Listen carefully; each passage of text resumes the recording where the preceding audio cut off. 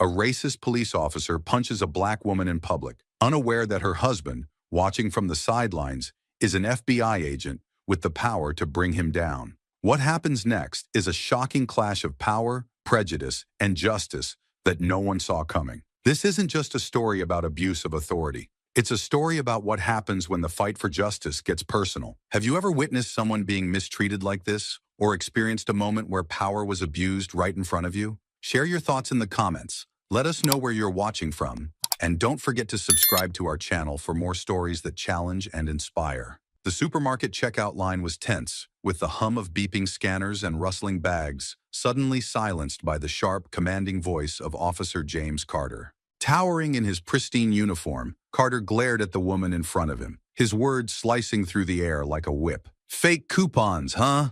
he barked, raising his voice so everyone could hear. "Trying to scam your way through again?" Sophia Harris, a petite but strong-willed black woman in her early 30s, tightened her grip on her grocery basket. She met Carter's glare head-on, refusing to show the unease that churned in her stomach. "The coupons are valid," she said evenly, her voice steady despite the weight of the accusation. Carter smirked, stepping closer, his boots heavy on the tiled floor.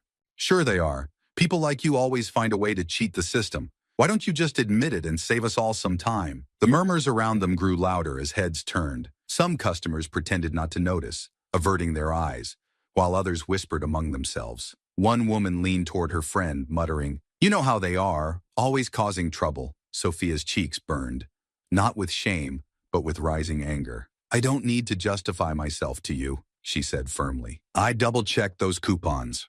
I'm just here to pay for my groceries, like everyone else." Her defiance only seemed to amuse Carter. "Is that so?" he sneered, his tone dripping with disdain. "Maybe you should leave before you embarrass yourself further. Or should I make this official?" A woman standing nearby, an elderly shopper with a basket of her own, hesitated before speaking up. "Officer," she said cautiously, "she's just trying to pay." "There's no need for this." Carter turned his icy gaze toward her, his smirk twisting into something uglier. "Mind your business, ma'am," he snapped, his voice carrying a quiet threat. The woman quickly looked away, clutching her basket tighter, her courage snuffed out in an instant. Sophia's voice rose, cutting through the tension. "You don't scare me," she said, her words sharp and clear.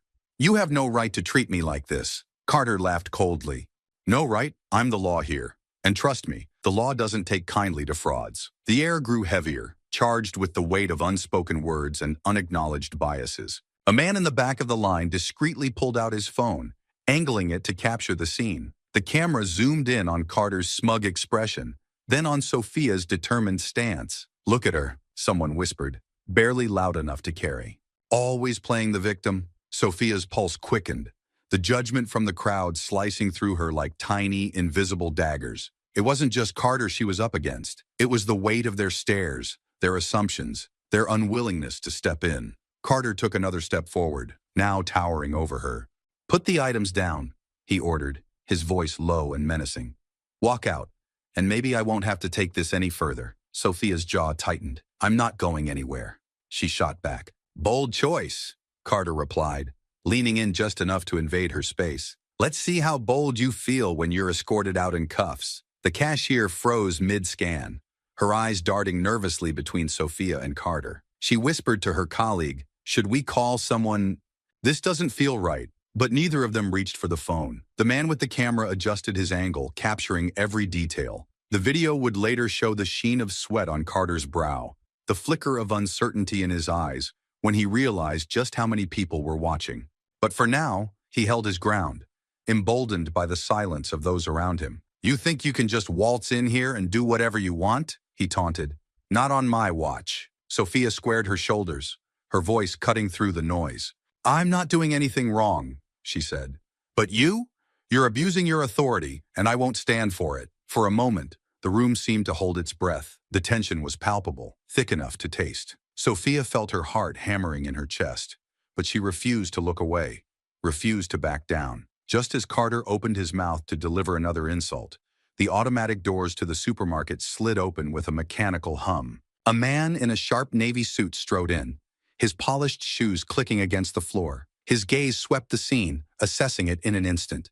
Ethan Hill, tall and composed, exuded an air of quiet authority that commanded attention without effort. He stopped a few feet away, his eyes locking onto Carter with a calm intensity that made the officer falter. "What's going on here?" Ethan asked, his voice low but firm. Carter straightened, the confident smirk on his face flickering.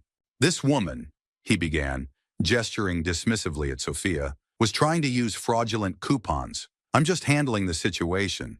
Ethan's eyes shifted to Sophia, taking in her resolute expression and the faint tremble in her hands. Then he looked back at Carter. "Handling it," he repeated, his tone carrying an edge. "By shouting accusations and humiliating her in public?" Carter's jaw tightened. "I don't need advice from you, whoever you are." Ethan stepped closer, the calm in his demeanor more unsettling than any raised voice could be. "I'm Ethan Hill," he said evenly, "and I suggest you think very carefully about your next move." The room fell silent, every pair of eyes fixed on the standoff. The shift in power was almost tangible, and for the first time, Carter hesitated. Sophia exhaled slowly, relief mingling with the lingering tension. She didn't know who Ethan Hill was or why he had stepped in, but his presence felt like a lifeline. Carter, however, wasn't ready to back down entirely. "I'm the officer here," he said, though his voice lacked its previous bite. "I decide what happens next." Ethan tilted his head slightly, his gaze unwavering. "Not anymore," he said quietly. As Carter glared at Ethan, a mix of defiance and uncertainty in his eyes, the scene teetered on the edge of escalation. Ethan's calm authority signaled that this was far from over. Ethan Hill's sharp eyes swept over the tense scene as he entered the supermarket. It didn't take long to assess the situation. Officer James Carter stood in an aggressive stance, his chest puffed out as if his badge alone made him invincible. Opposite him, Sophia Harris held her ground, but the strain was evident in her clenched jaw and steady glare. The atmosphere bristled with unspoken tension, the kind that felt moments away from boiling over. Ethan walked toward them with purpose, his stride confident but unhurried. His voice cut through the charged silence. "Is there a problem here?" Carter barely spared him a glance. "No problem," he replied, his tone dismissive. "Just handling a situation." "Handling it," Ethan echoed, his calm demeanor masking the razor-sharp edge beneath. "By shouting accusations and humiliating someone in public? That's an interesting way to define your duties." The officer turned fully toward Ethan now, his expression hardening. "I don't know who you are, but I suggest you keep moving. This is police business." Ethan didn't flinch. "And I'm someone who doesn't stand by while authority is abused. I'd suggest you rethink how you're handling this." The crowd around them seemed to collectively hold its breath. The quiet clicks of recording phones were barely audible as the tension escalated. Carter's posture stiffened, his smirk faltering as he realized Ethan wasn't another bystander he could easily intimidate. "This woman," Carter said, gesturing sharply toward Sophia, "was trying to use fraudulent coupons. I'm just making sure the law is upheld." Sophia cut in, her voice firm. "I told you, they're valid. You're targeting me for no reason." "Targeting you?" Carter scoffed, his laugh cold and hollow. "Maybe if you weren't trying to cheat." Ethan raised a hand, his calm voice slicing through the officer's tirade. "Enough." His gaze pinned Carter in place. "You've made your accusations, but what evidence do you have? Where's your proof that she's done anything wrong?" Carter bristled. "My word is evidence enough. I don't need to explain myself to—" "Yes, you do," Ethan interjected smoothly. "You're a public servant, Officer Carter. Your job is to protect and serve, not to demean and harass. So again, where's your proof?" Carter's face darkened, his authority now openly challenged in front of an audience. He took a step closer to Ethan, using his height to impose. "I don't like your tone," he growled. "You think you can come in here and tell me how to do my job?" Ethan didn't budge. He met Carter's glare with a calm intensity that only seemed to unnerve the officer further. "I think," Ethan said deliberately, "that your job doesn't include abusing your badge to make people feel powerless. And I think you're forgetting that everyone here is watching." He gestured subtly to the crowd, where phones were raised, recording every moment. Carter's eyes darted to the bystanders, his confidence wavering for the first time. He forced a laugh, though it came out strained. "This isn't about power, it's about the law. Then act within it," Ethan said firmly. "Or are you admitting you're overstepping?" The officer clenched his fists, his frustration bubbling over. "Who the hell do you think you are?" Ethan reached into his jacket and calmly pulled out his identification. "Special Agent Ethan Hill, FBI." He held the badge up for all to see, its golden gleam silencing any further doubt. "And now I'm officially asking, what exactly are you doing here, Officer Carter?" Carter's smirk vanished completely. His mouth opened, but no words came out. For a moment, he looked like a man trying to find solid ground in a sinking ship. I was just following protocol, he stammered. Protocol? Ethan's voice turned sharper. I've read the manual, Carter. Nowhere does it say protocol involves publicly humiliating someone based on your assumptions. This stops now. The crowd murmured in agreement, emboldened by Ethan's presence. Carter's composure cracked further, and in a last-ditch effort to reclaim control, he took a step forward and shoved Ethan's shoulder. The move was calculated but reckless, a blatant challenge. The room gasped collectively as Ethan steadied himself, his expression remaining cold and unreadable. Slowly, he raised a hand and pointed at Carter. Don't, Ethan warned, his voice low and even. You've already crossed one line. Don't cross another. Carter froze, his chest heaving as he glared at Ethan. But it was clear the shove had been his last card.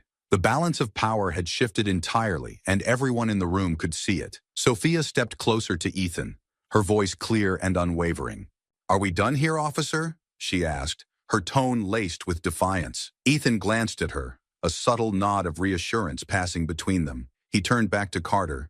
Unless you have actual evidence to present, Ethan said, I suggest you apologize and walk away. The officer's jaw worked furiously as he glanced around the room, his mind scrambling for an out, but every face in the crowd held the same expression: judgment, disapproval, and the promise that this moment wouldn't be forgotten. Finally, Carter took a step back, his shoulders slumping slightly. Fine, he muttered, his voice barely audible. Louder, Ethan demanded, his tone brooking no argument. I said fine, Carter snapped, glaring at Ethan one last time before turning on his heel. As he stormed out of the supermarket, the tension in the room began to dissipate, replaced by murmurs of relief and quiet admiration for Ethan's calm dominance. Sophia exhaled, her shoulders sagging as the weight of the confrontation began to lift. Ethan turned to her. Are you okay? He asked, his tone softer now. I am, Sophia replied, though her voice was tinged with exhaustion. Thanks to you.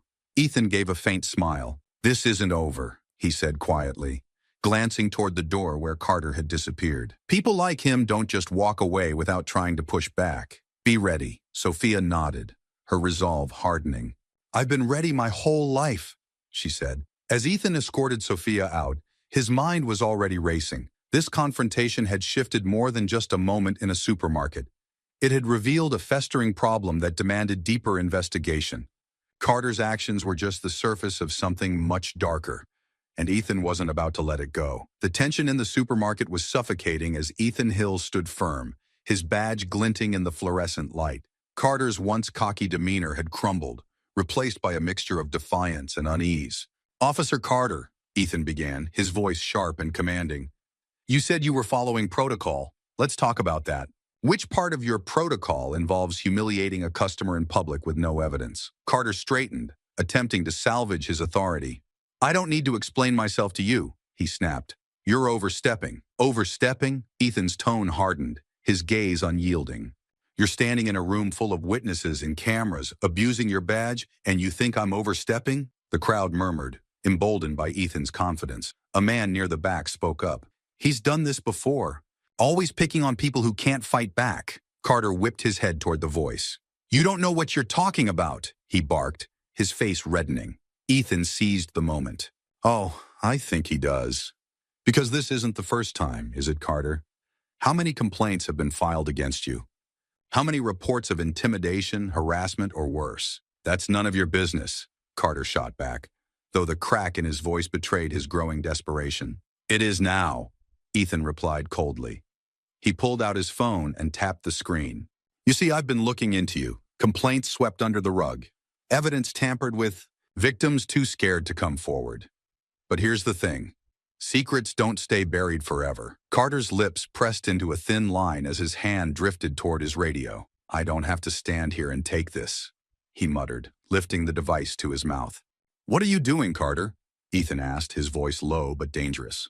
Calling backup? Go ahead. Let's see who's willing to vouch for you right now. The officer hesitated, his thumb hovering over the button. Then, with a visible effort, he pressed it. Unit 47 requesting assistance at Riverdale Supermarket, he said, his voice tight.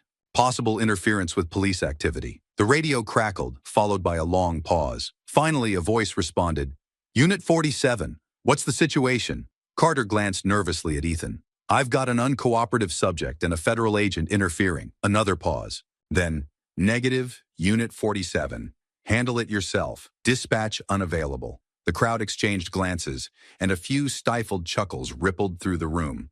Carter's face darkened further, the realization settling in. He was alone. Ethan tilted his head slightly. Seems like your backup isn't in a hurry to help. Wonder why that is. You don't know what you're talking about, Carter growled, though his voice lacked conviction. Oh, I know plenty, Ethan countered, stepping closer. And now so does everyone else. You've been hiding behind your badge, using it as a shield to cover your tracks. But that shield's cracking, Carter. People are starting to see what's underneath. From the edge of the crowd, a woman stepped forward, her voice shaking but resolute. He pulled me over last month, she said. Accused me of speeding when I wasn't. Tried to scare me into paying a fine on the spot. Another man chimed in, his voice rising. He harassed my nephew for sitting in his car outside our house. Said he looked suspicious.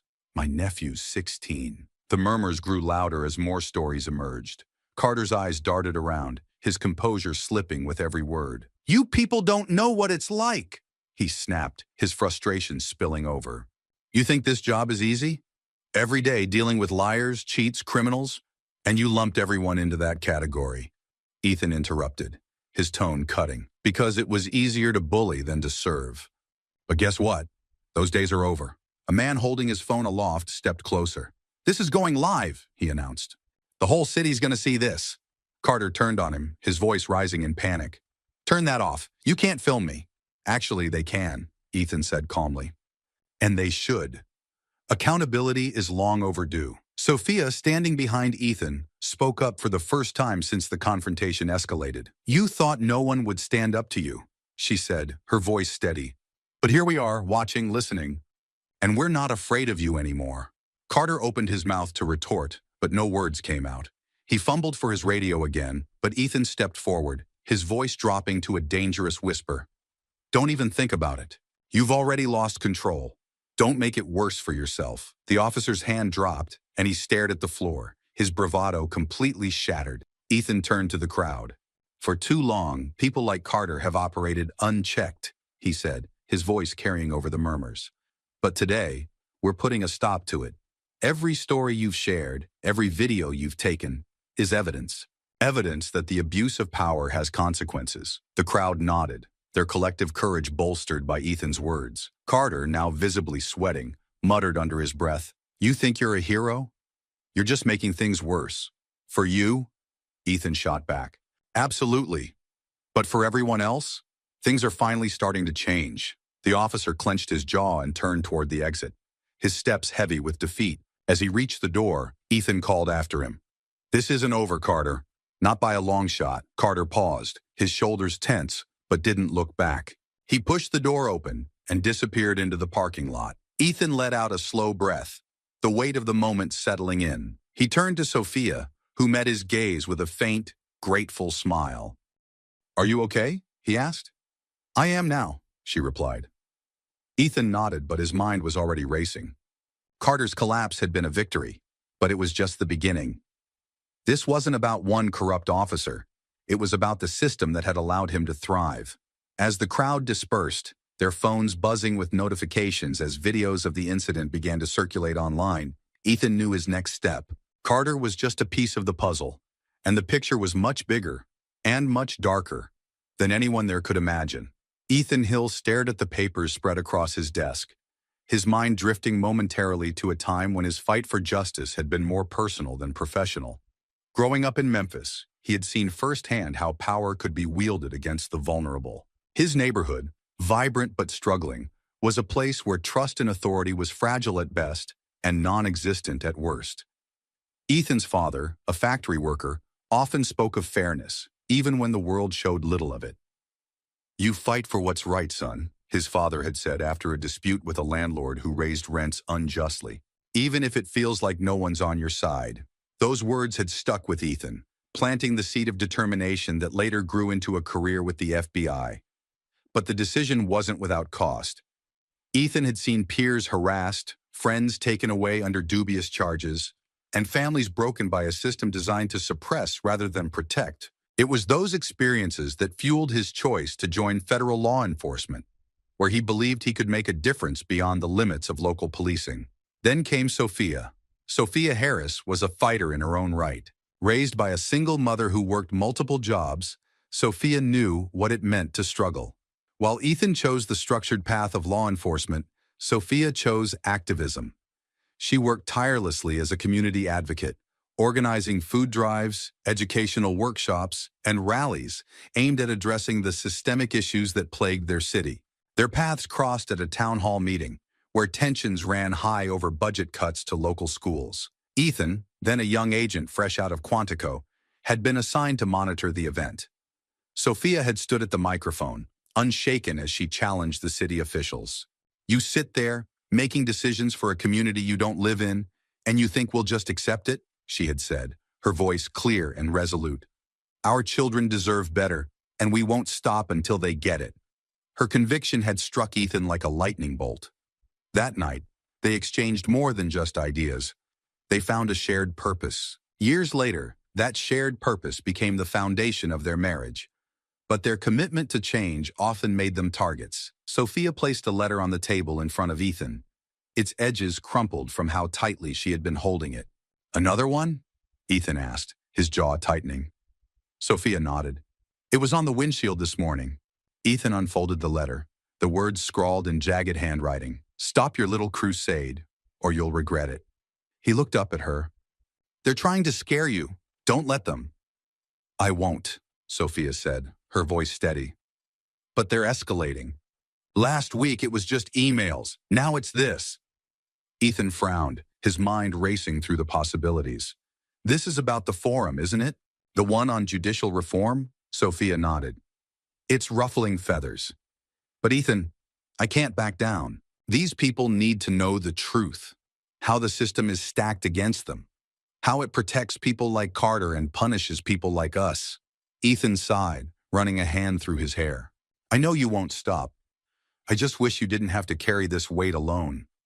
"I'm not alone," Sophia said firmly, reaching out to take his hand. "I have you." The forum was set to take place in a week, and Sophia had been working tirelessly to prepare. She had lined up speakers, gathered data, and invited community leaders to discuss the disparities in policing, sentencing, and incarceration. Ethan supported her in every way he could, but the threats loomed over them like a shadow. One night, as Sophia finalized her presentation, Ethan sat across from her, flipping through his own files. "You've been quiet," Sophia noted, glancing up. "I've been looking into Carter," Ethan admitted. "And it's bigger than just him. There's a network, there's officials, even business owners, working together to cover for each other." Sophia leaned forward, her eyes narrowing. "How deep does it go?" "Deep enough to make this personal," Ethan said grimly. "If Carter's involved, he's not acting alone. Someone higher up is protecting him." Sophia's face hardened. "So what do we do?" "We keep going," Ethan said.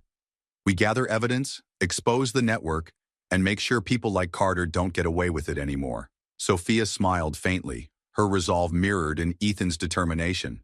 "Then we're on the same page." The days leading up to the forum were fraught with tension. Sophia received another letter, this time with a photograph of her and Ethan leaving their house. On the back were the words, "We're watching." Ethan immediately contacted a trusted colleague at the FBI, requesting additional surveillance on their property. But even with precautions, the pressure weighed heavily. "It's not just you they're targeting," Ethan said one evening as they sat together on the couch. "It's us. They think if they can scare you, they can stop us both." "They don't understand," Sophia said, her voice steady. "We've been fighting our whole lives. This is just another battle."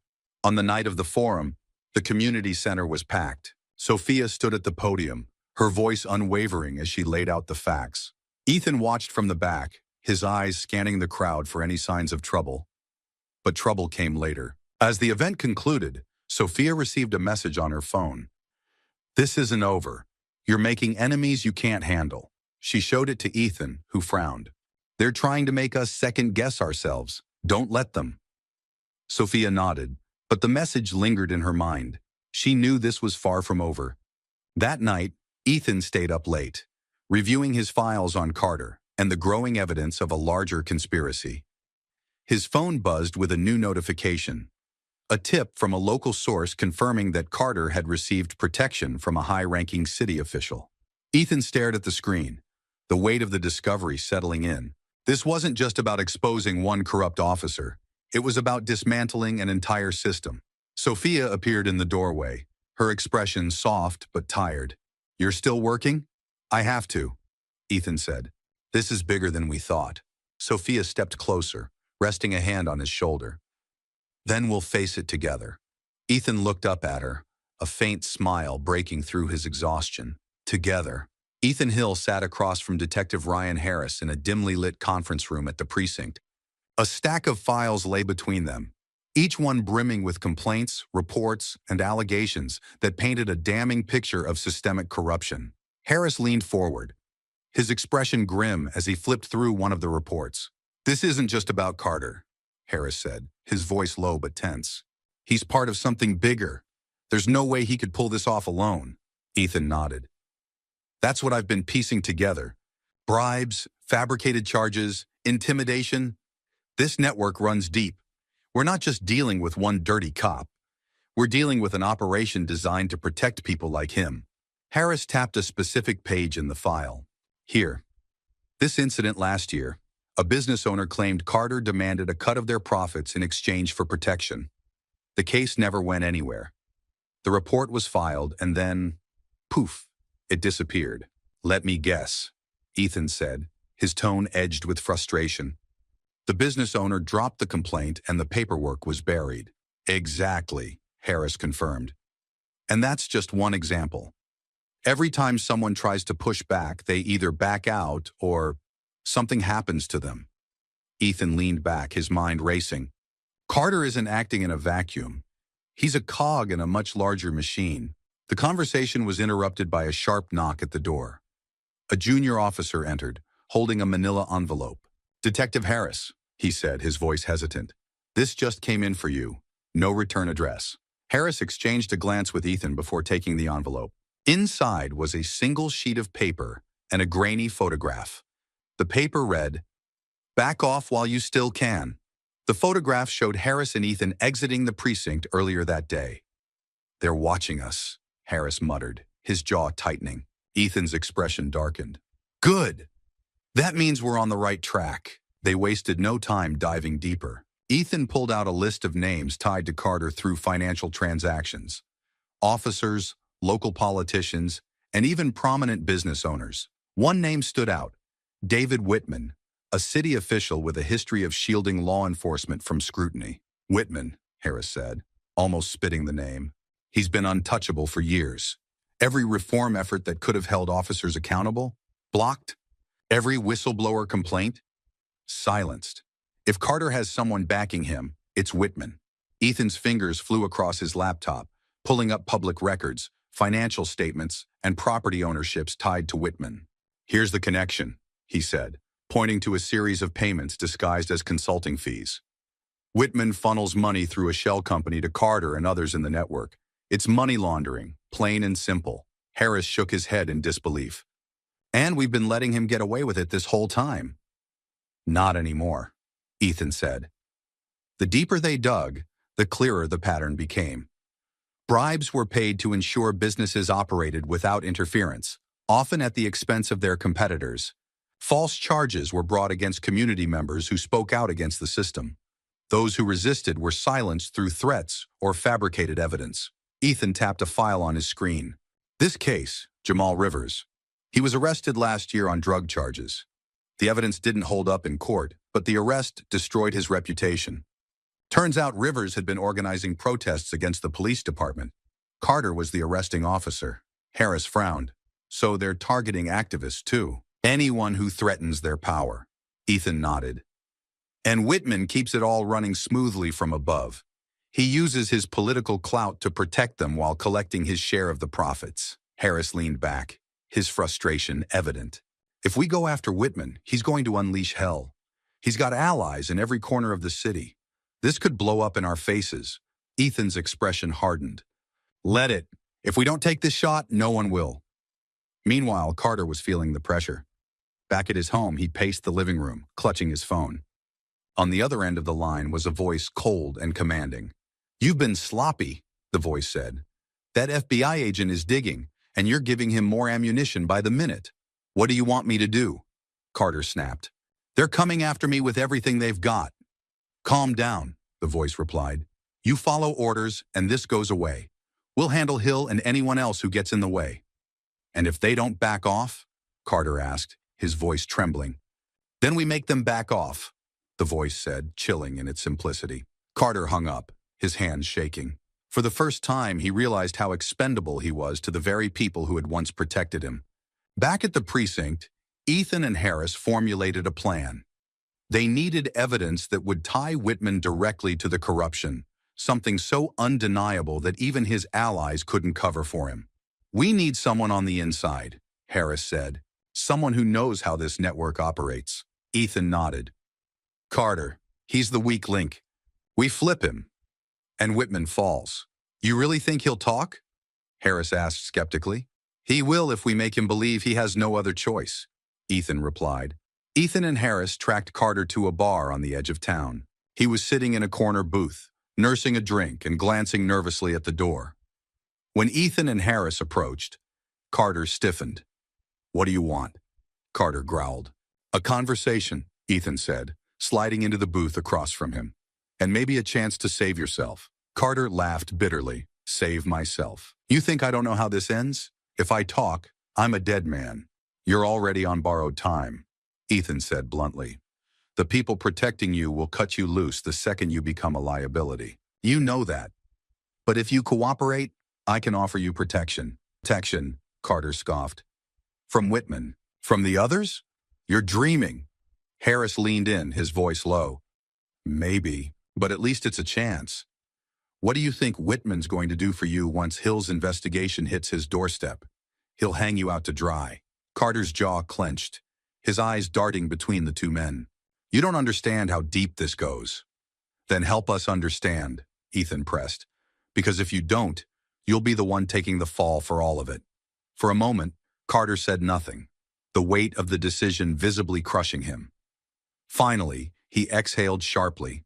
Fine, but if I go down, I'm taking everyone with me. With Carter reluctantly agreeing to talk, Ethan and Harris had their first real breakthrough. But Harris's warning lingered in the air.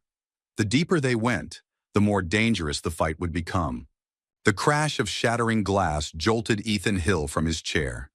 He rushed to the front window, the shards glittering on the floor beneath the jagged hole in the pane. Outside, a car screeched away, its taillights vanishing into the night. Ethan! Sophia called from the hallway, her voice laced with alarm. She appeared moments later, her eyes darting from the broken window to him. He picked up a brick lying among the glass. Attached to it was a note written in bold, jagged letters. Back off, Hill, or next time it won't be your window. Sophia's face tightened, her composure slipping for the first time in days. They're escalating, she said, her voice steady but her hands trembling. They want us scared, Ethan said firmly. Ethan. They think threats will stop us. Sophia crossed her arms, her determination returning. It won't. The next morning, the graffiti was waiting for them. Bright red letters scrawled across their garage door read, "You're being watched." Sophia stepped outside and froze, her breath catching. Ethan followed, his jaw clenching at the sight. "We need to report this," she said. "I already have," Ethan replied. "But reporting it won't make it stop. They're trying to rattle us, Sophia. We have to stay ahead of them." Her phone buzzed, and she checked the screen. It was a video, sent from an unknown number. The footage showed them leaving their house the previous day, the camera lingering on their faces. Sophia's knuckles whitened as she handed Ethan the phone. "They're not just watching, they're documenting." Ethan studied the video, his eyes narrowing. "They're desperate. They know we're closing in." That evening, Harris gathered a handful of trusted officers in a secure location, a warehouse on the outskirts of the city. The atmosphere was heavy, each man and woman present acutely aware of the stakes. "Here's the deal," Harris began, spreading a map across the table. Carter's given us enough to start pulling threads. Whitman's name is all over this. And if we're smart, we can unravel his entire operation. But we need to be careful. Whitman's reach is long, and we don't know how deep his network goes. One officer, a tall man with a stern face, raised his hand. What's our first move? Harris pointed to several locations on the map. These are shell businesses, Carter identified. They're fronts for laundering money and funneling bribes. We start there, quietly, gather evidence, build a case. No one outside this room hears about it. Unbeknownst to Harris, one of the officers at the table wasn't there to help. Detective Nolan Brooks, a longtime Whitman ally, listened intently, his face betraying nothing. As Harris continued, Brooks discreetly typed a message on his phone. They're making their move. Whitman needs to know. Ethan had been on edge all day, the threats weighing heavily on his mind. As he drove home from a meeting with Harris, he noticed a black SUV in his rearview mirror. It had been behind him for several blocks, matching his turns. He decided to test it. Making a sudden right, he glanced in the mirror. The SUV followed. Ethan's grip tightened on the wheel. All right, he muttered. Let's see what you want. He sped up, weaving through traffic, his pulse steady but quick. The SUV kept pace, its intent clear. Ethan took another sharp turn, heading toward an industrial area with fewer witnesses. If this was going to escalate, he needed it away from civilians. The SUV surged forward, attempting to overtake him. Ethan slammed the brakes, forcing the pursuing vehicle to swerve. It stopped briefly, then roared back into motion, barreling toward him. Ethan swerved into an alley, the tight space forcing the SUV to slow down. He exited his car quickly, ducking behind a stack of crates. The SUV stopped, and two men stepped out, both carrying handguns. "We know you're here, Hill," one of them shouted. "Make it easy on yourself." Ethan's mind raced. He didn't have a weapon, but the alley was cluttered with potential tools. Spotting a loose metal pipe, he grabbed it silently. The men advanced cautiously, their footsteps echoing. "Come on, Agent Hill," the second man taunted. "You're not invincible." Ethan waited until they were within range. Then he swung the pipe, knocking the gun from the first man's hand. Before the second could react, Ethan delivered a sharp elbow to his jaw, sending him sprawling. The first man lunged, but Ethan sidestepped, slamming the pipe against the man's leg. He collapsed with a grunt of pain. Ethan grabbed the fallen handgun and pointed it at the two men, his breath steady. "Who sent you?" Neither man answered, but their eyes gave them away, fear mixed with defiance. "You work for Whitman, don't you?" Ethan demanded. The second man smirked through the blood on his lips. "You're smart, Hill. Too bad it won't save you." Ethan's jaw tightened. He called the local precinct for backup, his gaze never leaving the two men. Later that night, Ethan sat with Harris in a secure office, recounting the encounter. "They're getting bold," Ethan said, "sending people after me in broad daylight. Whitman must be feeling the heat." Harris nodded grimly. "And he's going to push back harder the closer we get. We need to accelerate this." Ethan leaned forward. "What about the mole?" Harris hesitated. "I've got my suspicions, but if we confront the wrong person, it could tip Whitman off."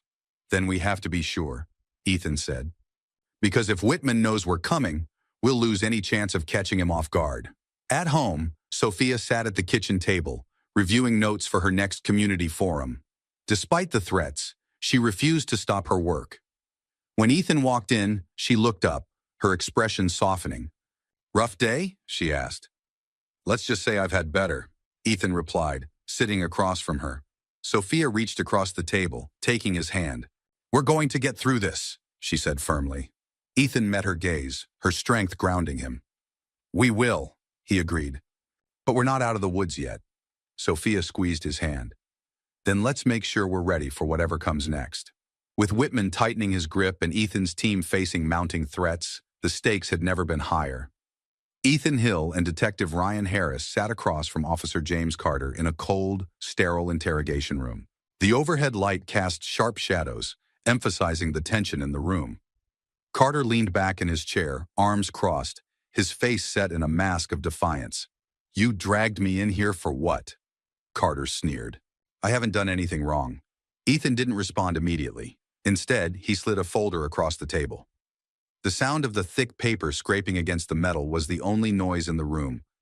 "What's this?" Carter asked, his bravado slipping as he eyed the folder. "Proof," Ethan said simply. Carter snorted, but he didn't open the folder. "You think waving some paperwork at me will make me confess to something I didn't do? Nice try." Harris leaned forward, his voice calm but firm. "You might want to look at it before you run your mouth." Carter hesitated before flipping the folder open. His eyes scanned the documents, bank statements, recorded transactions, and a list of shell companies tied to Whitman. His face darkened as he read. "This is nothing," Carter said, slamming the folder shut. "It's enough," Ethan countered. "Enough to show your connections to Whitman's operation. Enough to expose the bribes, the fabricated charges, the threats you've made." Carter's fists clenched, but he forced a smirk. "You're reaching, Hill. You think some papers will hold up in court? You've got nothing solid." Ethan leaned forward, his tone razor-sharp. "We have victims willing to testify. We have surveillance footage. We have everything we need to bury you, Carter. So, stop pretending you're untouchable." Carter's smirk faltered, but he held his ground. "Even if I was involved, which I'm not," he said, his voice hard. "You think you can take Whitman down? He's untouchable. The man's got more power than you can imagine." "Untouchable?" Harris interjected. "Not anymore. The walls are closing in, and you're trapped. Whitman won't protect you now. Not when it's his neck on the line." Carter's jaw tightened. He shifted uncomfortably in his chair, but still tried to maintain his bravado. "You don't know how this works. If I talk, I'm dead. If I stay quiet, I might have a chance." Ethan leaned back, studying Carter like a chess player analyzing the board. "If you stay quiet, you'll rot in prison. But if you talk, we can negotiate. You help us, and we help you." "What kind of help?" Carter asked warily. "Witness protection," Ethan replied. "New identity. Safety for you and your family. But only if you give us what we need. Names, locations, and every dirty deal Whitman has ever made." Carter's laugh was bitter. "You make it sound so simple. You don't get it. Whitman has people everywhere. Even in here." Harris leaned forward, his tone icy. "If you're worried about Whitman's reach, you should be more worried about how far we're willing to go to take him down. This is your one chance to get out of this with any shred of dignity." Carter's mask of defiance cracked further. He looked between Ethan and Harris, the pressure visibly mounting. His legs started bouncing under the table, a telltale sign of his unease. "You think you've got me cornered?" Carter said, his voice rising. "You think you're better than me? You're just another cog in the same damn machine." Ethan's tone turned steely. "Don't you dare try to deflect. This isn't about the system. It's about you abusing your position to line your pockets and hurt people who couldn't fight back." Carter slammed his fists on the table, the sound echoing in the small room. "You have no idea what I've been through. The pressure, the risks. No one forced you to take bribes," Ethan shot back. "No one made you falsify charges. You chose this path, and now you're going to face the consequences." Carter shot to his feet, his face red with fury. "You're just another self-righteous suit who thinks he can fix everything," he shouted, lunging toward Ethan. In one fluid motion, Ethan stood and sidestepped, grabbing Carter's arm and twisting it behind his back. Carter let out a grunt of pain as Ethan shoved him back into the chair, pinning him in place. "Sit down, Carter," Ethan said coldly, "and start talking before you dig your hole any deeper." Breathing heavily, Carter glared up at Ethan, his defiance finally giving way to resignation. He slumped in his chair, his eyes downcast. "Fine," he muttered. "You want names? I'll give you names. But don't think for a second that this makes me the bad guy. Whitman's been pulling the strings the whole time." "Then start with him," Harris said, his pen poised over a notebook. Carter sighed, his voice heavy with defeat. "Whitman oversees everything, bribes, laundering, you name it. He's got cops, judges, and business owners in his pocket. And anyone who tries to cross him ends up regretting it." "Names," Ethan pressed. Carter rattled off a list. Officers, officials, and key players in Whitman's network. Each name felt like a nail in the coffin of the operation they were unraveling. When he finished, Carter leaned back, his shoulders sagging. "That's all I know," he said quietly. "Now what?" Ethan exchanged a glance with Harris. Now, Ethan said, we verify everything you've told us. If it checks out, we'll talk about protection. Carter laughed bitterly. You think Whitman's just going to let this happen? You're playing with fire, Hill. Good, Ethan replied, because I intend to burn it all down. With Carter's confession in hand, Ethan and Harris had the leverage they needed to go after Whitman. Whitman wouldn't go down quietly, and the stakes were higher than ever. The operation began at dawn. Ethan Hill and Detective Ryan Harris had spent the previous night finalizing their strategy, using every piece of information Carter provided. The list of names was long, and each connection painted a damning picture of corruption stretching through law enforcement, city government, and local businesses. Ethan addressed the team assembled in the precinct briefing room. Today, we're executing warrants on individuals tied to Whitman's network. We've got evidence, bank records, witness testimonies, and surveillance footage. This is our chance to bring them down. Harris stepped forward, his voice steady. Stick to the plan. Split into teams, move quickly, and secure everything. Documents, devices, anything that ties them to the operation. We leave no room for deniability. The room buzzed with tension and determination as officers geared up. They knew the magnitude of what they were about to undertake. The first raid targeted a luxury condominium owned by David Whitman. Ethan led the charge, his team moving with precision. Whitman's arrogance had been his undoing. He hadn't expected anyone to act so swiftly. The front door was forced open, and Whitman was found in his office, calmly sipping coffee as if the world wasn't crumbling around him.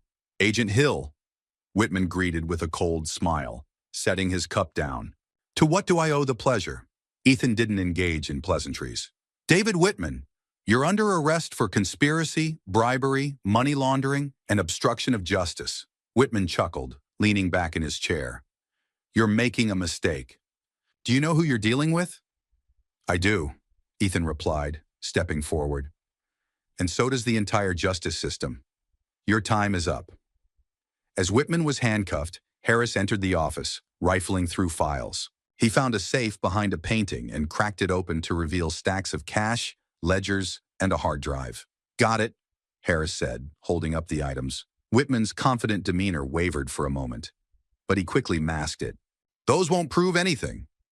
We'll see, Ethan said, leading him out as other officers swarmed the apartment, collecting evidence. Simultaneously, another team raided the offices of Greystone Enterprises, a prominent real estate firm linked to Whitman.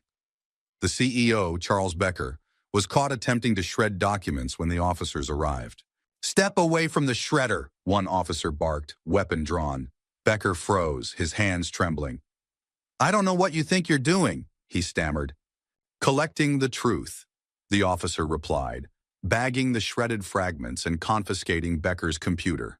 Meanwhile, at a suburban home, another key player in the network, Judge Lenora Miles, was taken into custody. Ethan watched as the once respected judge, who had dismissed numerous cases involving Whitman's associates, was led out in handcuffs.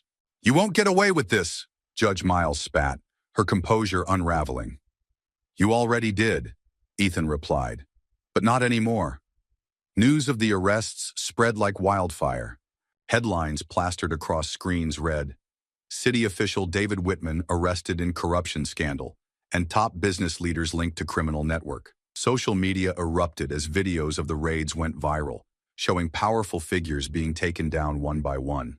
The public, long disillusioned with the system, finally saw a glimmer of accountability. One key figure, however, remained elusive. Michael Rourke, a financier who funneled bribes through offshore accounts, had vanished hours before his scheduled arrest. He's on the run, Harris said, slamming a report onto Ethan's desk. Flight records show he booked a one-way ticket to the Cayman Islands.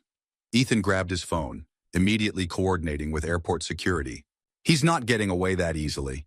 At the airport, agents intercepted Rourke as he attempted to board a private jet. He was dragged off the tarmac, his protests drowned out by the roar of engines. You don't understand, Rourke yelled as he was handcuffed. I didn't do anything wrong. Tell that to the evidence, an agent shot back, escorting him to a waiting vehicle. The capture of Rourke sent shockwaves through the city. His attempt to flee was seen as an admission of guilt. further solidifying the case against the network. Back at the precinct, Ethan and Harris reviewed the day's progress. The sheer volume of evidence was overwhelming. Offshore accounts, falsified reports, communications detailing threats against whistleblowers, and ledgers tracking payments to key players. "This is it," Harris said. "We've got enough to bring down the entire operation." Ethan nodded, but his expression remained serious. "It's a major victory, but it's not over. Whitman's network is extensive. There are still people out there who think they can fill the void he's leaving behind." As they spoke, a wave of public outrage grew. Protests erupted outside the city hall, demanding systemic reform. Signs reading "Justice for All" and "End Corruption Now" filled the streets. Sophia Harris took the stage at one of the rallies, her voice rising above the crowd. "This isn't just about taking down a few bad actors," she declared. "This is about changing the system that allowed them to thrive. We must hold everyone accountable, not just today, but every day moving forward." The crowd roared its approval, the energy palpable. Later that night, Ethan returned home, exhausted but resolute. Sophia was waiting for him, her expression a mix of pride and concern. "You did it," she said. "We did it," Ethan corrected. Sophia smiled faintly but didn't let go of his gaze. "You know this isn't the end, right? There are still people hiding in the shadows." "I know," Ethan said. "But today we showed them that those shadows aren't safe anymore." The aftermath of the arrests sent shockwaves through the city. What had once been whispered grievances turned into a tidal wave of anger and demand for justice. Crowds began gathering outside government offices, police precincts, and courthouses, their voices unified in outrage. Chants of "End the corruption" and "Justice for all" echoed through the streets, growing louder with each passing day. Signs painted with bold slogans waved in the air, while social media buzzed with calls for reform. The people were no longer silent. Sophia Harris stood at the center of this movement, her voice becoming a rallying cry for the disillusioned and oppressed. She organized a peaceful march through downtown Memphis, drawing hundreds of people from every walk of life. Standing atop a makeshift stage in front of City Hall, Sophia gripped a microphone and addressed the sea of faces before her. "For too long, we've been told to accept a broken system," she said, her voice steady and clear. "We've been told that justice isn't for everyone, that some people are above the law. Today, we say no more." The crowd erupted into cheers, their collective energy palpable. As the march continued, the pressure on local institutions intensified. The mayor's office issued a statement promising transparency, while the district attorney announced plans to expedite investigations into all individuals implicated in Whitman's network. But not everyone was ready to see change. That night, Detective Ryan Harris was driving home from a long day of processing evidence when he noticed a car following him. At first, he thought it was a coincidence, but as he changed lanes and made unexpected turns, the car remained behind him. Harris's grip tightened on the wheel. He pulled into an empty parking lot, pretending to check his phone while watching the car in his rearview mirror. It stopped at the lot's entrance, its headlights glaring like predatory eyes. Suddenly, the car accelerated, barreling straight toward him. Harris slammed his foot on the gas, narrowly avoiding the collision. His tires screeched as he swerved out of the lot and onto the street. The pursuing car gave chase, its engine roaring. Harris's heart pounded as he weaved through traffic, his mind racing. Whoever was behind him wasn't just trying to intimidate. They wanted him dead. Spotting a police cruiser parked ahead, Harris flashed his lights and honked his horn, drawing the officer's attention. The pursuing car abruptly turned down a side street, disappearing into the darkness. Shaken but determined, Harris called Ethan as soon as he pulled over to safety. "Someone just tried to run me off the road," Harris said, his voice taut with adrenaline. Ethan's tone was cold and sharp. "It's Whitman's people. They're getting desperate. Are you all right?" "I'm fine," Harris replied. "But this proves how far they're willing to go. We need to move faster." "Agreed," Ethan said. "Stay vigilant. They know you're a threat." The attempted attack on Harris sent ripples through the community. When news of it broke, it only added fuel to the public's fury. Protesters grew bolder, their numbers swelling. Sophia addressed the crowd again, this time directly referencing the attack. When those in power resort to violence and intimidation, it's because they fear the truth, she declared. And the truth is that their time is up. We will not be silenced. Her words were met with deafening applause. Meanwhile, Ethan worked tirelessly to prepare for the upcoming trials. The weight of responsibility pressed heavily on him. His testimony could make or break the prosecution's case against Whitman and his associates. During a late-night strategy session with the district attorney, Ethan laid out the evidence. We have financial records, testimony from Carter, and corroborating witnesses, he said. But Whitman's defense will attack every angle. We need airtight arguments. The DA nodded. Whitman's lawyers are ruthless. They'll try to discredit you, Harris, and anyone else who stands against them. Are you ready for that? I've been ready since the day I put on this badge, Ethan replied. As the public demonstrations continued, counter-movements began to emerge. Small groups, some funded by allies of Whitman, attempted to paint the protests as dangerous and disruptive. Online trolls spread misinformation, claiming the investigation was politically motivated. Sophia faced her own share of attacks. Anonymous messages flooded her inbox, accusing her of stirring chaos. One message read, "Go back to your family before you lose everything." Sophia showed it to Ethan, her expression calm but resolute. "They're scared," she said. "And they should be." Ethan placed a reassuring hand on her shoulder. "Just promise me you'll be careful." "I promise," she said, though they both knew the risks wouldn't deter her. The pressure from the public soon forced tangible action.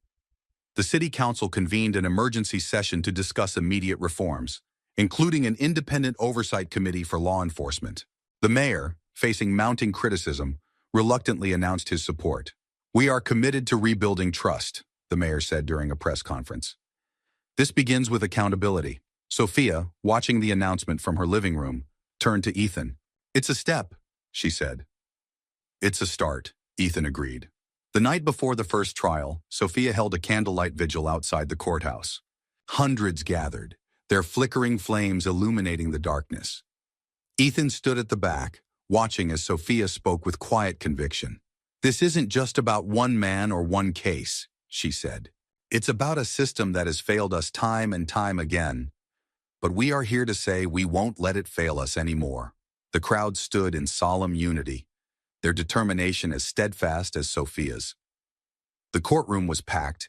Reporters lined the back wall, their cameras ready to capture every twist. Rows of community members filled the seats, their faces a mix of anger and hope. At the front, the defendants sat, including David Whitman, Charles Becker, Judge Lenora Miles, and others tied to the sprawling corruption network. Ethan Hill took his seat at the prosecution's table, his gaze fixed and unwavering. He had spent months preparing for this moment, and now the fight for justice would play out under the scrutiny of the public. The trial began with opening statements from the district attorney. She laid out the stakes plainly, her voice echoing through the silent room. "This case is about abuse of power," she said, her tone steady but firm. "It's about a network of individuals who exploited their positions to enrich themselves, intimidate others, and undermine the very institutions meant to protect us. Today, we present the evidence that will hold them accountable." Whitman's attorney countered with a dismissive tone, painting the investigation as overzealous and politically motivated. "The prosecution would have you believe my client is a mastermind of corruption," he said, pacing before the jury. "But where's the proof? Wild accusations do not make a case." Ethan knew they would try to discredit every piece of evidence, every witness, and every narrative. But he also knew they had underestimated the depth of the investigation. The prosecution wasted no time presenting its case. Ethan took the stand as a key witness, his testimony methodical and precise. "Agent Hill," the district attorney began, "can you walk us through the findings of your investigation?" Ethan nodded. "Our investigation uncovered financial records linking David Whitman to numerous illicit transactions, including bribes to city officials and payouts to law enforcement. These funds were funneled through shell corporations designed to conceal their origin." The prosecutor handed Ethan a document. "Can you confirm this is one of the financial records you reviewed?" Ethan held it up for the jury to see. "Yes. This record shows a direct payment from Whitman's account to an officer in exchange for tampering with evidence in a criminal case." Whitman's attorney objected, claiming the evidence was circumstantial. The judge, however, overruled, allowing the testimony to proceed. Ethan continued, detailing the threats against whistleblowers, the misuse of public funds, and the methods used to silence opposition. When the defense cross-examined him, they tried to rattle him. "Agent Hill," the attorney said with a smirk, "isn't it true that many of these claims rely on testimony from individuals with questionable credibility?" Ethan remained composed. "The credibility of witnesses is supported by corroborating evidence, financial records, surveillance footage, and additional testimony from independent sources. The facts speak for themselves." The trial reached a turning point when James Carter was called to the stand. His demeanor was different now, no longer defiant, but subdued, weighed down by his own actions. Under oath, Carter detailed the network's inner workings, naming names and confirming the flow of money and favors. "Did David Whitman instruct you to target specific individuals?" the prosecutor asked. "Yes," Carter admitted, his voice low. "He'd tell us who to watch, who to intimidate. He controlled everything." "And were you compensated for this?" Carter hesitated before nodding. "Yes, through bonuses that weren't on the books." The defense attempted to paint Carter as a disgruntled officer looking for a deal, but his testimony, combined with the evidence, proved devastating. As the trial wore on, tensions in the courtroom escalated. On the fifth day, a shocking development unfolded. A juror was caught attempting to accept a bribe. The judge interrupted proceedings to address the matter, her tone sharp. "This court will not tolerate attempts to interfere with justice. The juror in question is being removed and will face charges." The revelation only fueled public outrage, adding to the urgency of the case. Finally, the prosecution delivered its closing argument. "We've shown you the evidence," the district attorney said, her voice resolute. "We've laid bare the actions of a network that operated in the shadows, undermining our city and its people. Now, it's up to you, the jury, to send a message that no one is above the law." Whitman's attorney gave a final plea for reasonable doubt, but the weight of the evidence was undeniable. The jury deliberated for nearly 2 days, the city holding its breath as they awaited the verdict. When the foreperson finally stood to deliver the decision, the room was silent. "On the charges of conspiracy, bribery, and obstruction of justice, we find the defendant, David Whitman, guilty." One by one, the same verdict was read for the other defendants. The room erupted in murmurs of relief and satisfaction. Ethan exhaled slowly, the tension finally releasing.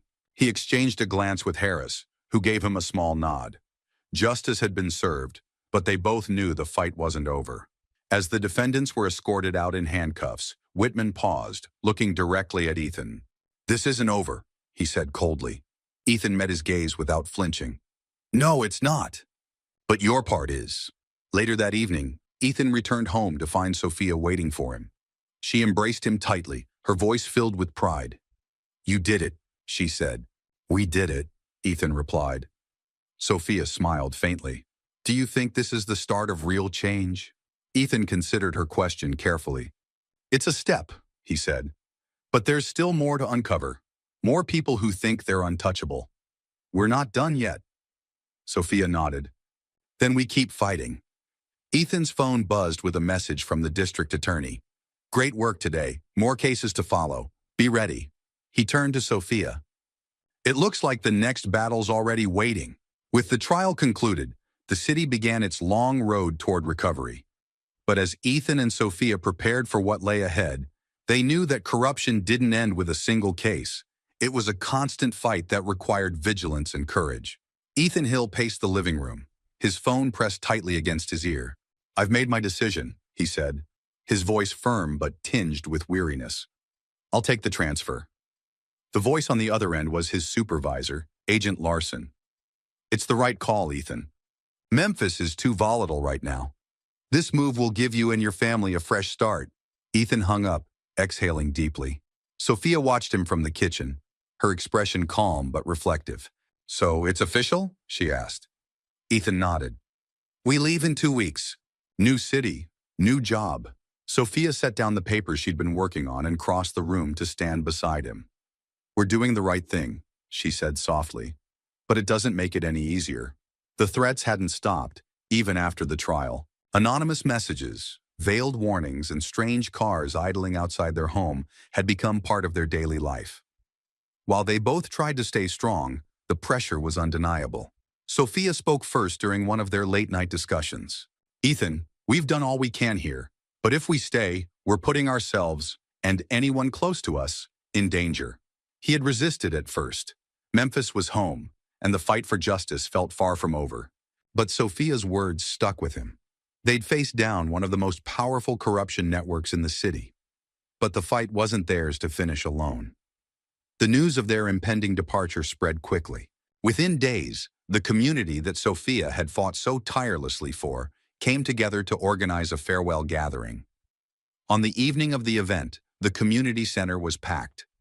People from all walks of life had shown up, students whose lives Sophia had impacted, families Ethan had helped, and even strangers who had been inspired by their courage. Sophia took the stage first. She looked out at the crowd, her voice steady despite the lump in her throat. "This city is my heart," she began. "Leaving it isn't something I ever imagined, but I know this fight is bigger than any one of us. Together, we've proven that change is possible, that justice can prevail. And though I may not be here physically, my work continues wherever I go." Applause erupted, and Ethan watched from the side, his pride evident.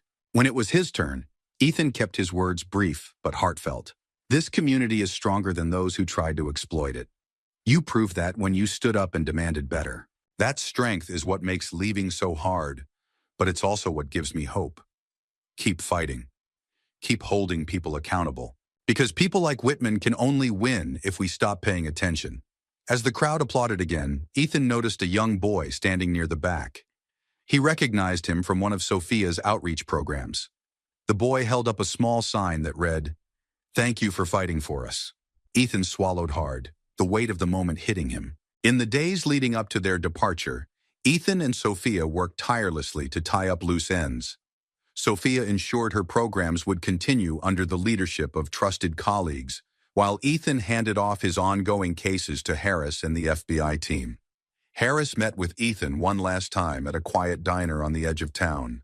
"You're really leaving," Harris said, his tone laced with regret. Ethan nodded. "It's time. But you've got this, Ryan. The city needs people like you." Harris smirked. "Don't go making me a hero, Hill. I'm just trying to survive." "You're more than that," Ethan replied. "And you'll do more good here than you realize." Harris extended a hand, and Ethan shook it firmly. "Don't be a stranger," Harris said. "Never," Ethan promised. On their last night in Memphis, Sophia and Ethan sat on the front porch, the city lights twinkling in the distance. "Do you think we made a difference?" Sophia asked, her voice barely above a whisper. Ethan didn't hesitate. "Absolutely. And not just here. What we did will ripple out. People are watching, Sophia. They see what's possible." She leaned her head against his shoulder. "I hope so. I want to believe that all this was worth it." "It was," Ethan said. The morning of their departure was quiet, but heavy. As they loaded the last of their belongings into the car, neighbors came out to bid them farewell. A young woman approached Sophia, her eyes brimming with gratitude. "Because of you, I found my voice," she said. "I'll never stop fighting." Sophia hugged her tightly. "Neither will I." As they drove away, Ethan glanced in the rearview mirror, watching the city they had called home fade into the distance. The auditorium buzzed with energy as people filed into their seats. The large banners flanking the stage read, "United for Justice, Building a Better Future." Sophia Harris stood backstage, adjusting the microphone clipped to her collar. This was one of the largest conferences she'd ever spoken at, and the stakes felt as high as ever. When her name was announced, the crowd erupted into applause. Sophia walked to the podium, her steps steady, her gaze sweeping across the audience. These were activists, community leaders, and change-makers from across the country, all gathered to discuss how to dismantle systems of corruption and inequality. "Good morning," Sophia began, her voice clear. "Today, we are here not just to talk about change, but to commit to it. To remind ourselves that justice is not a destination. It's a fight, a process, and a promise we must keep to one another." She paused, letting the words settle. "Months ago in Memphis, My husband and I found ourselves facing a system that had been built to protect power, not people. But we also saw something incredible, the strength of a community that refused to back down. People who risked everything to demand better. Sophia recounted the struggle against Whitman's network, how ordinary citizens had stood up despite fear and threats. The room hung on her every word, the weight of her experience rippling through the crowd. What we accomplished in Memphis wasn't a victory for one city. It was a warning to those who abuse their power. We will not stay silent. We will not accept corruption as inevitable. And we will never stop fighting for a system that works for everyone. The crowd erupted into cheers, the sound echoing off the walls. Ethan Hill sat in his small office miles away, watching Sophia's speech on a live stream. A faint smile tugged at his lips as he watched her captivate the room. She had always been the heart of their fight, and seeing her thrive in this new role filled him with pride. But as he turned his attention back to his desk, his phone buzzed with an unfamiliar number. He hesitated before answering. "Agent Hill," he said cautiously. A low, gravelly voice responded. "You think it's over, don't you?" Ethan's spine straightened, his grip on the phone tightening. "Who is this?" "That doesn't matter," the voice continued. "What matters is that you've made enemies, powerful ones. You and your wife may think you've won, but this fight is far from finished." Ethan's jaw clenched. "If you're trying to intimidate me, it won't work." "I'm not here to intimidate, Agent Hill," the voice said, almost amused. "I'm here to warn you. Whitman was just the tip of the iceberg. There are others watching, waiting. Be careful where you tread." The line went dead. Ethan stared at the phone, his mind racing. He had anticipated resistance, but this was something else. A calculated reminder that the fight against corruption was far from over. Back at the conference, Sophia finished her speech to a standing ovation. As she stepped off the stage, a man approached her. He was tall, dressed in an impeccable suit, his face unreadable. "Mrs. Harris," he said, extending a hand. "That was a powerful speech." "Thank you," Sophia replied, shaking his hand. "And you are?" "A friend," he said cryptically. "Let's just say I admire what you and your husband have done. But I'd be remiss if I didn't offer a bit of advice." Sophia's expression hardened slightly. "What kind of advice?" The man leaned in, his voice low. "Be vigilant. Not everyone is as supportive of your cause as the people in this room. Some would rather see you silenced." Sophia's eyes narrowed. "Are you threatening me?" "Not at all," the man said smoothly.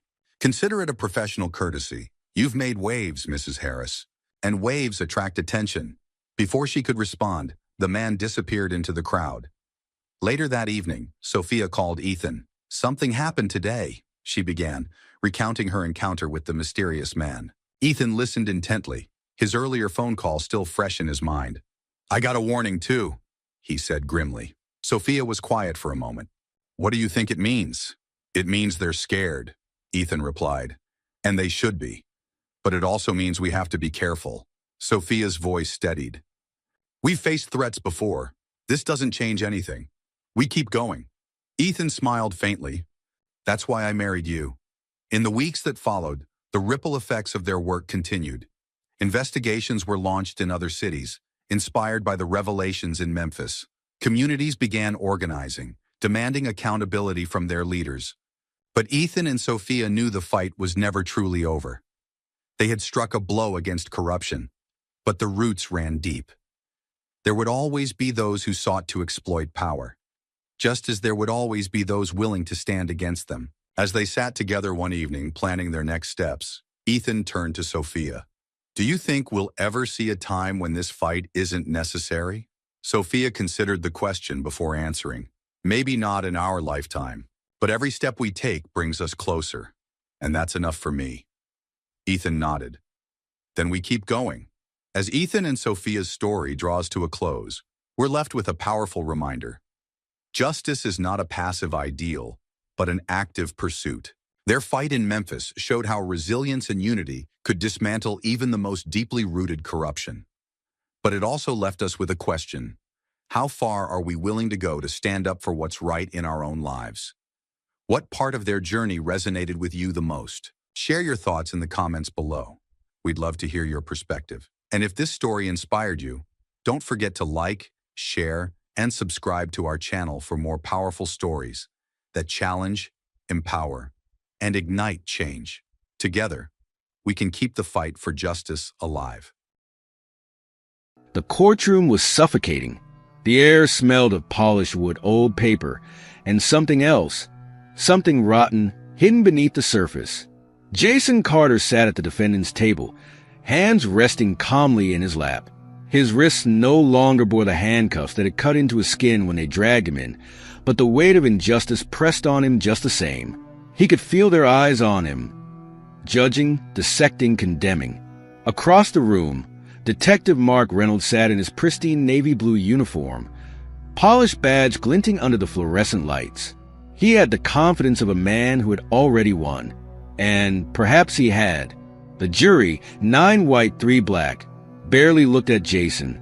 The audience, packed with off-duty cops and suburban faces hungry for a guilty verdict, whispered among themselves. In their minds, the case was closed before it even began. At the prosecution's table, District Attorney Robert Linscott straightened his tie, his movements crisp, precise. He was the type of man who saw cases as stepping stones to higher office. And Jason, just another faceless conviction to cement his career. The judge, Arthur Coleman, adjusted his glasses and cleared his throat. He was an older man, his skin pale, his expression unreadable. But the way it already ruled against every one of Veronica Hayes' objections said more than words ever could. Jason knew this game. He had played it on the battlefield, in negotiations, in enemy territory. The only difference? Here, the enemy wore suits and robes instead of combat gear, and he'd been told to stay silent. But how long could a man swallow injustice before choking on it? Ladies and gentlemen, Linscott began, stepping forward with deliberate grace. What we have here is a clear-cut case of violent criminal behavior. His voice was smooth, persuasive, the kind that made jurors nod along without thinking. He gestured toward Jason without even looking at him, as if discussing a rabid dog. On the night of August 17th, the defendant, Jason Carter, attacked an innocent civilian in a brutal, unprovoked assault. The victim, Henry Whitmore, a respected member of this community, was left unconscious in an alleyway, bleeding from the head, his wallet stolen. Linscott paused, letting the words sink in. He turned to the jury, lowering his voice for effect. Now, let's be honest. We've seen this story before, haven't we? We know how it ends. A man like Mr. Carter, no steady job, no family around, no real ties to the community, wanders into the wrong neighborhood and does what men like him do best. Jason felt the words hit him like bullets. Men like him. His hands clenched beneath the table. He could hear Veronica inhale sharply beside him, but she didn't object. She couldn't, not without giving them what they wanted. A reason to call her emotional, unprofessional, out of line. She had warned him before the trial started. They'll strip you of your dignity, piece by piece. Don't let them see you break. So Jason didn't move. But Linscott wasn't done. Detective Reynolds, he continued, turning toward the witness stand, you were the first officer on the scene. Tell us what you saw. Reynolds sat forward, clearing his throat like a man about to tell a war story. It was a goddamn mess, he said, voice heavy with disgust. I found Whitmore lying in a pool of blood, and right there, standing over him, was this man. He jerked his chin toward Jason. I told him to freeze, but he didn't listen. He ran, like they always do. A murmur of approval rippled through the audience. And when you caught up to him, Linscott prompted. Reynolds smirked. He fought like an animal. Nearly broke my partner's wrist trying to escape. We had to use force to take him down. Jason's jaw tightened. It was a lie. Every word. He hadn't run. He hadn't fought back. And he sure as hell hadn't attacked Henry Whitmore. But truth didn't matter here. Linscott turned to the jury, his voice dripping with false sincerity. Detective, in your professional opinion, does the defendant show any signs of remorse? Reynolds shook his head. Not one. Just sat there in his cell, stone-faced. I've seen it before. No conscience. No regret. He'd do it again if he had the chance. Jason felt the weight of their stares, waiting for him to react, waiting for him to lash out, to become the violent thug they already believed him to be. Instead, he looked straight at Reynolds and smiled. The detective stiffened. For the first time, uncertainty flickered in his eyes. Jason had seen that look before, on the battlefield, when an enemy realized they'd made a grave mistake. But Lynn Scott pressed on, eager to drive the final nail in the coffin. Your Honor, I'd like to enter into evidence the surveillance footage of the assault. Veronica immediately stood. Objection. We were not given access to the original, unedited footage. Judge Coleman barely glanced at her. Overruled. The screen flickered to life. The grainy footage showed a dark alley, a figure crouched over a man lying motionless on the ground. The image was blurry, indistinct, but the jury didn't need clarity. Lynn Scott turned to them with a knowing look. You see it, don't you? It didn't matter that the face wasn't clear. It didn't matter that something was off about the way the video cut off before the crucial moment. The seed had been planted. Jason knew what came next. The voices, the disgust, the judgment, and sure enough, it came. A woman in the audience whispered, "He looks just like the guy who robbed my store last year." A man shook his head. "I don't need to see more. He did it." A juror shifted uncomfortably, glancing toward Jason and then away, like looking at him too long might be dangerous. Veronica's nails dug into the table. She had fought too many cases like this. She knew how it went. Guilty until proven innocent, and even then, still guilty in their eyes. Jason exhaled slowly. He had faced death before, had looked men in the eye before they pulled the trigger. But nothing had ever felt like this. Because in this room, in this city, in this country, truth didn't matter. And Jason Carter was already a dead man walking. Veronica Hayes was furious. She gripped the edge of the defense table, so tightly her knuckles turned white. She had seen corruption before, seen the system twist and break men like Jason Carter, but this was blatant. Judge Coleman had barely looked at her when overruling her objection. The prosecution had submitted edited surveillance footage as evidence, and yet she wasn't even allowed to challenge it. She leaned toward Jason, voice low. "They want you angry. They want you to break." Jason didn't answer. He just stared straight ahead, face unreadable. She recognized the expression. Controlled, calculated. It was the look of a man who had learned to survive in hostile territory. And right now, this courtroom was the most hostile place in the world. "Call your next witness," Judge Coleman ordered. Lynn Scott stood, adjusting his tie with precision. The prosecution calls Officer Daniel Marsh to the stand. A young officer in uniform walked up, his posture rigid, his face carefully composed.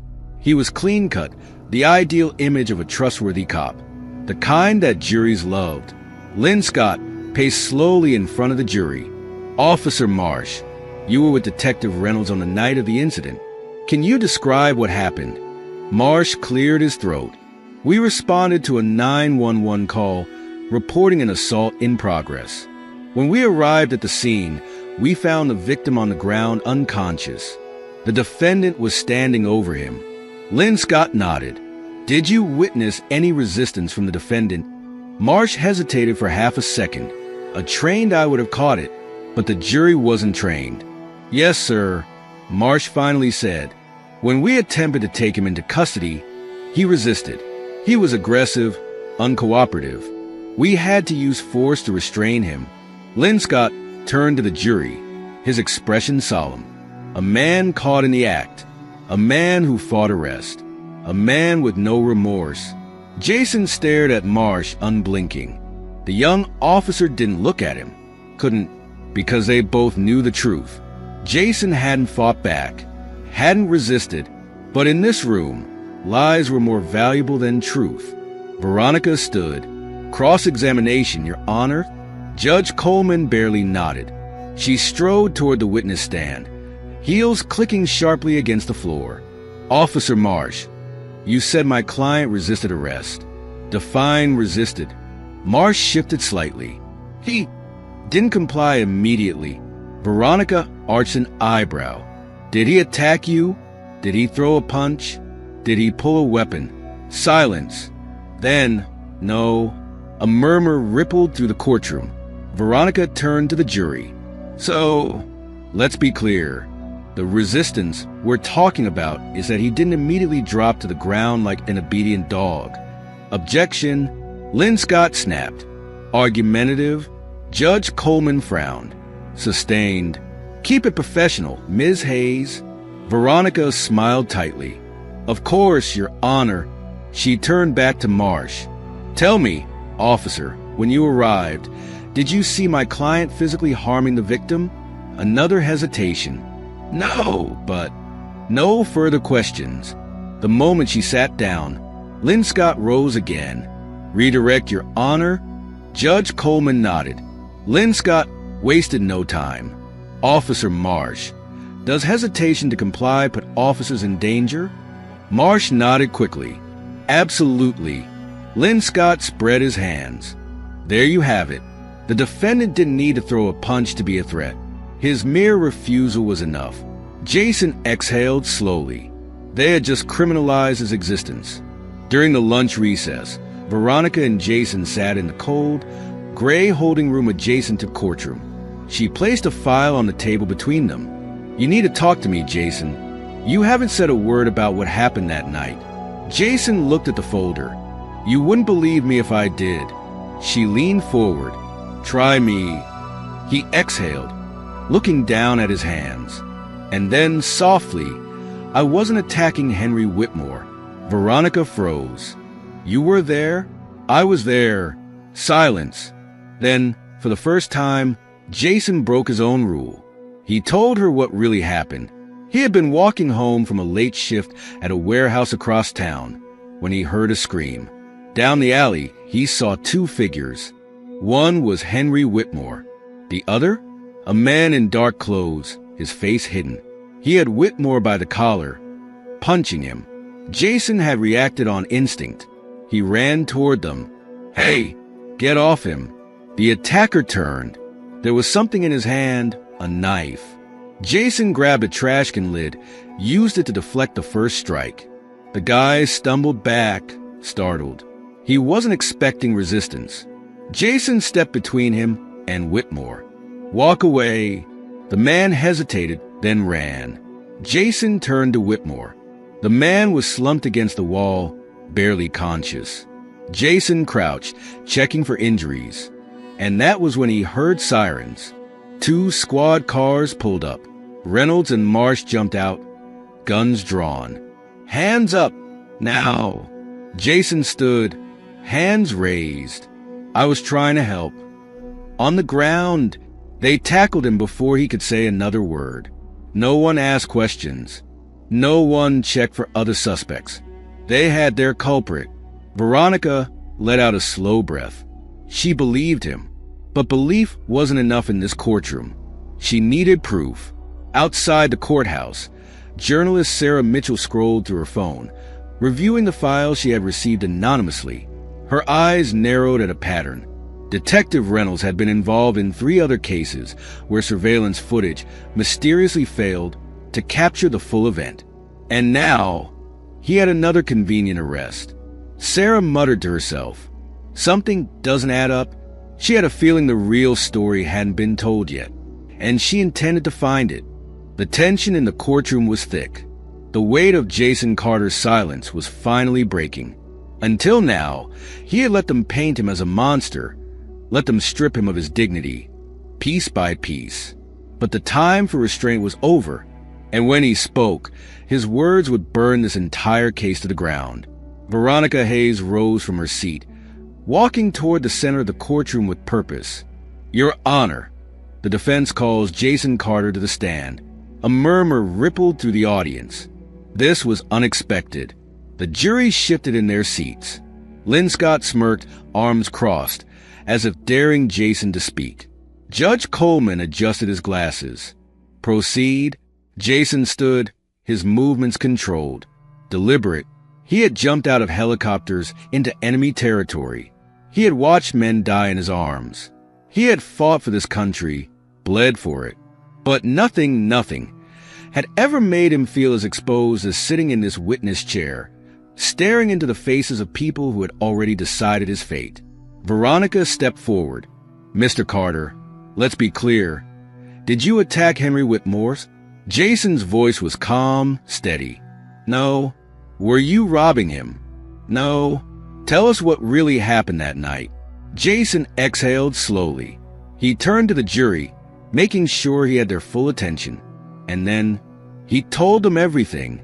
He described the real crime, how he had walked past the alley, heard Whitmore's cries, and intervened, how the real attacker had fled into the night while Jason had tried to help the injured man. When the police arrived, Jason said, voice measured, they didn't ask questions. They didn't look for the guy who actually did it. They saw a black man near an unconscious white man, and that was all they needed. Some jurors looked uncomfortable. Others didn't even blink. Veronica nodded. Now, let's talk about the arrest. Did you resist? Jason's jaw tightened. No. I raised my hands. Told them I wasn't a threat. They tackled me anyway. Did they ever ask you for your side of the story? He let out a hollow laugh. No. Detective Reynolds already had his mind made up. Veronica turned toward the prosecution table. And yet, the jury was told that my client fought like an animal, that he was caught in the act, that he showed no remorse.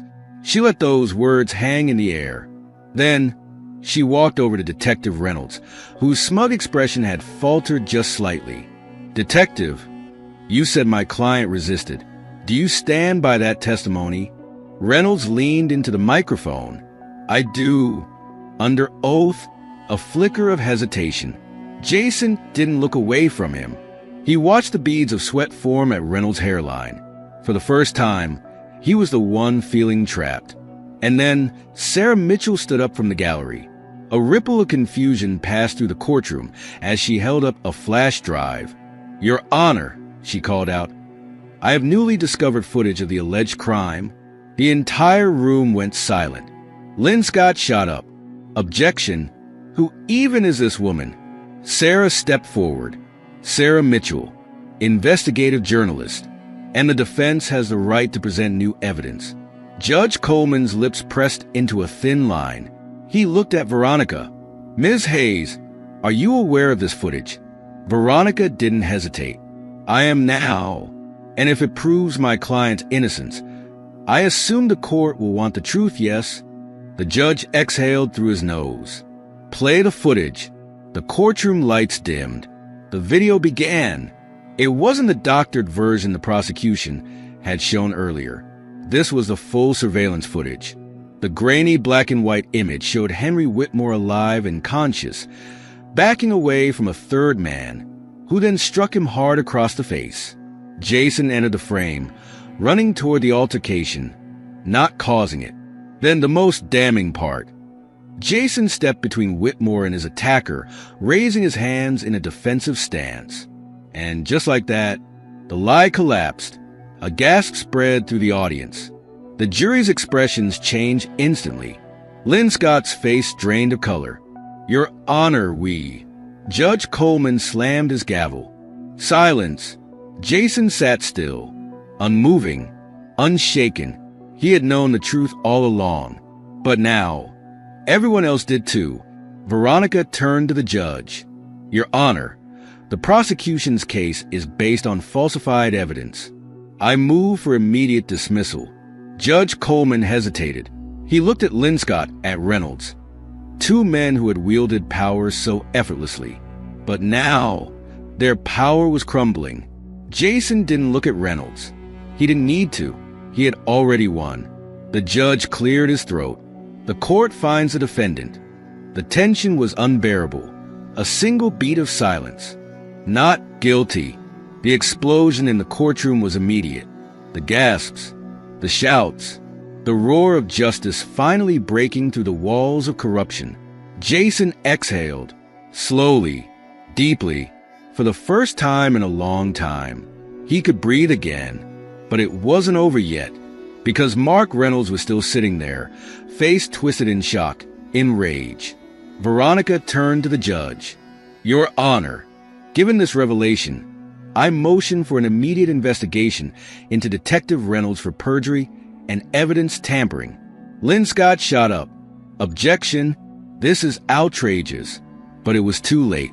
The courtroom doors burst open. 2 uniformed officers strode in. One of them, Marsh, the young officer who had hesitated earlier, walked toward Reynolds with cold eyes. "Detective Reynolds, you're under arrest." Reynolds lunged forward, but there was nowhere left to run.